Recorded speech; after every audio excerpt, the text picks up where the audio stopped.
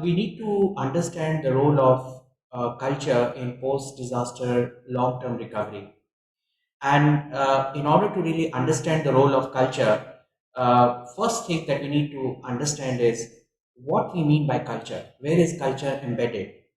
Is it embedded in monuments or those grand structures which we admire and visit? Or is it embedded in day to day life of the people? Now, often we forget that culture is not something that we appreciate only as outsiders.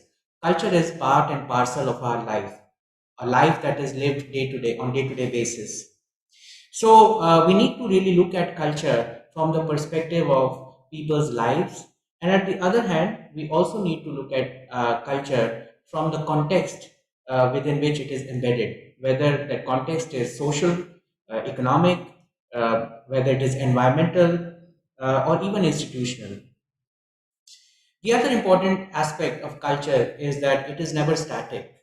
We do try and conserve heritage or culture, but that's not the only thing that we strive for. We need to understand that culture has always been evolving, it is very dynamic, and therefore, this process of continuity is an important element of culture that needs to be really protected. While we talk about continuity, there is also change, and that's why it's a kind of a dynamic process that combines continuity with change, and that really needs careful consideration. Now, I would like to move to the important question: why is cultural consideration important for long-term recovery? Now, there has been many experiences of post-disaster recovery interventions, and there's a lot to learn from them. Without going into the actual examples, I would just like to summarize the learnings from many researches that have been done evaluating the success or the failure of post-disaster recovery. Now, one of the important things that we have learned is that when we do recovery without consideration of cultural elements, often it is not very much accepted by the people in the long term. Maybe in the short term, they really want to have a shelter, they really want to find some support, so they will accept it. But in the long term, there are a lot of problems come up, whether it is in relation to the design of housing or the shelter, which is found to be inappropriate according to the day-to-day living conditions of the people. For example, they might be used to having courtyards, and if you don't provide them, maybe it's not going to really be very helpful for them, especially if it is connected also to their economic life. For example, drying of the grains, we have found many examples where providing just boxes uh, maybe provides roof for these victims. We should not even call them victims, or those people who suffer from disaster, but at the same time, they are totally incompatible to their to what they would aspire for in a house that belongs to them. So it's not only in relation to the design or the architecture or the planning, because for example, many times is the public spaces or spaces where social activities are done are very much part of the layout of traditional settlements. And when this kind of traditional layout is replaced with modern grid iron kind of a layout with wide roads, uh, people are losing on those spaces which become as the point of convergence for them to do collective social cultural activities, and even many economic activities, and then that kind of a new environment is not found to be suitable or acceptable for these people. Another aspect that we also need to think about with regards to the role of culture in recovery is the importance of traditional knowledge. Culture evolves because people experiment over time, and this process of experimentation and innovation in response to different aspects, whether it's local geography, whether it's the local climate, and also whether it is exposure to different kinds of disasters, results in the development of a kind of knowledge which is tested on the ground. And therefore, this element of culture is also important to be introduced in the recovery because it is based on grounded experience of people. It is based on local innovation. And in that sense, it is much more sustainable. Then the other point I want to also bring forward with regards to the importance of culture for recovery, especially long-term recovery, is the importance of culture in the sense of providing psychological support. Culture is a anchor for psychological support, which is needed when you lose something. And in disasters, people lose their assets, people lose their loved ones. And so culture comes to their rescue because it provides them that kind of a psychological support that they desperately need. And it's not only they need it immediately after disaster. This kind of a loss is very long-term loss. And therefore, culture is something that sustains them to overcome this grief, to overcome this loss in the long term. And this was very much seen in many, many disasters where people really want to bring back culture. Many times, even bring back culture before their basic needs fulfilled. I mean, this is sometimes considered as people criticize why you speak about culture when people have these desperate needs of shelter, of economic livelihood sources. Yes, that is true, but culture is also immediate need of people, and this is often not recognized. I give you one example from Nepal where we went there immediately after the earthquake to provide some support um, for, especially targeted for cultural heritage. Of course, everybody criticized us. Why are we going there? A few weeks after the disaster, when people have to be provided all the basic needs. And when we went there, we found that, in fact, people were waiting for someone to come and support. For example, clean up the spaces where they could perform their rituals for their loved ones, maybe who have lost their lives, or even for community to come together and kind of commemorate in a collective manner. These are the open public spaces with some shrines which people value and is part of their culture. But maybe in the eyes of institution or the government, that is not culture. Culture is limited to those temples or those big monuments that are very important for tourists. So we know it's always important to really, I want to bring back the attention to the importance of really considering culture in a more holistic sense and not just limiting it to a few monuments. So, culture is important for psychological recovery, and culture is also important because it provides you much needed identity. And again, I want to cite an example from Nepal.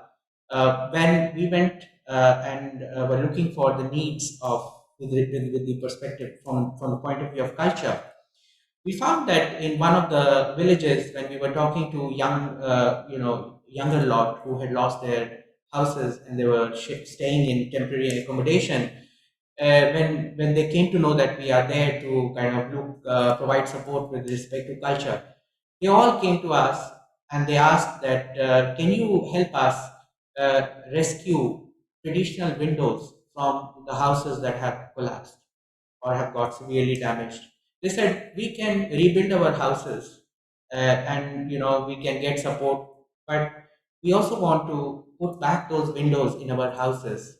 No matter they are new, but those traditional windows will be the source of identity for us. And so please help us save those windows. If we don't do that, probably they will be all bulldozed and we will lose that important element that will connect us to where we come from. And therefore, it's is really an important source of relief for the people in a post-traumatic, when they've gone through the trauma. And we also found that in Nepal, people wanted to revive their festivals, the jatras that are very much integral part of people's life. Even if there was destruction and rubble everywhere, they wanted to revive those festivals.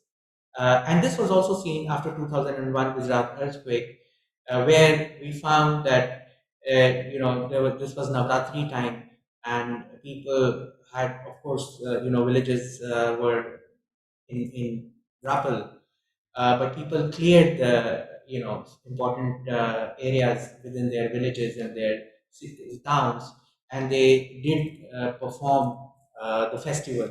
Did garba every night because that was important for them.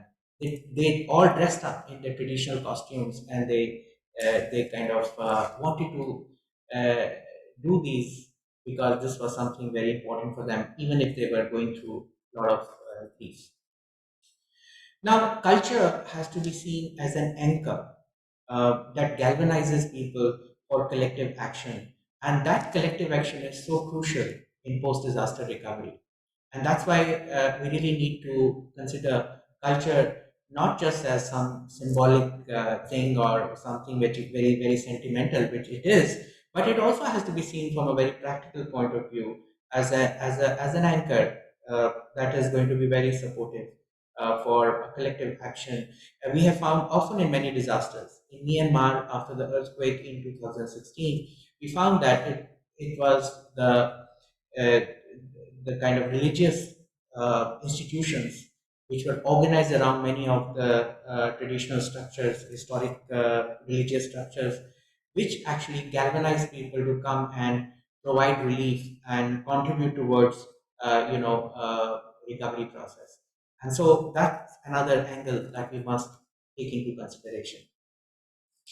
Well, while we appreciate the role of culture in diverse ways, as I explained to you, I think it is very important that we are mindful of the fact that we should not be romanticizing about culture.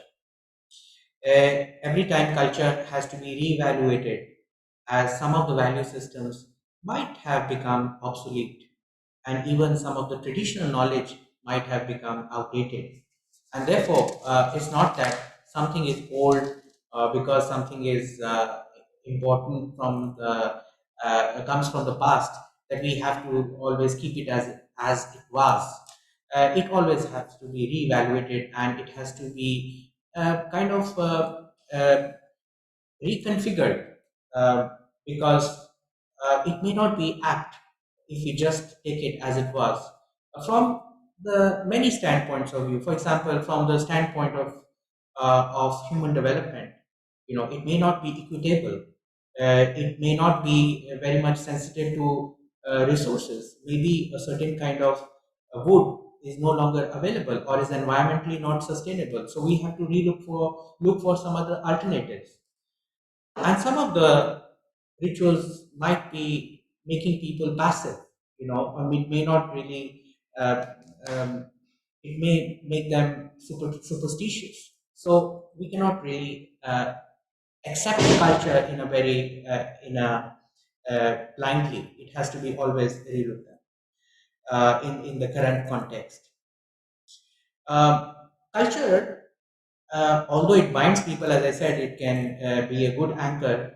The culture also can result in divisions among people because often in societies and in India we have a society which is very much divided into different social systems. I mean, through caste or through religion, and often the symbols of these different sects or religions or social groups can often be contentious, as we know from many of the incidents, and therefore culture can also create this kind of conflict, can be a source of conflict as well.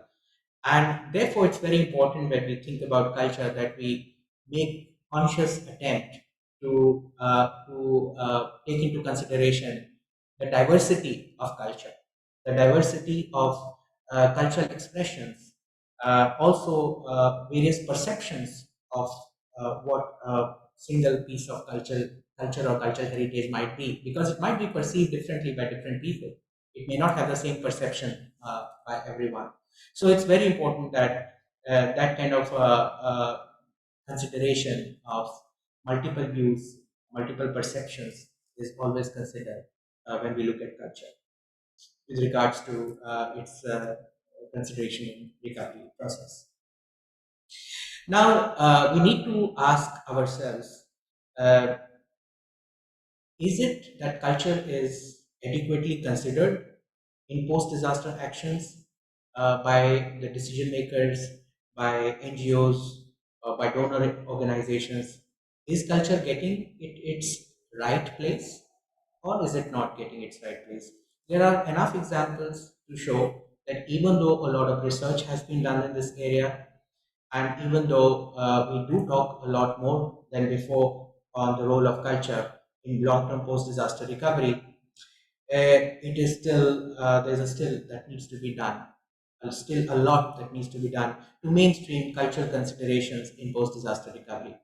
We still have enough examples to show that often decision makers or the donor organizations support initiatives that are parachuting from above without really understanding how local culture has evolved in a particular context, and therefore they are no longer found to be suitable. Um, it's very important that all these organizations, NGOs, donor agencies recognize people's ability to recreate, to redefine, to revitalize their own culture. It's not that you can gift a culture to someone. The culture is something that belongs to people, and their ability to constantly experiment and evolve with culture has to be facilitated by the by all the decision makers, NGOs, organizations, who or other stakeholders who come in when a recovery process is initiated. So there is a really an important need to take this into consideration. It is also very important that uh, we not just consider culture, uh, as I said, blindly, but we also think that culture has to also respond to contemporary needs, has to respond to contemporary aspirations, and in that process, culture will constantly reinvent itself to make it relevant for people as they move from recovery to a long-term sustainable development process. And therefore, it is really, really important to pitch for culture along with other aspects when we think about any long-term post-disaster recovery intervention. Thank you so much.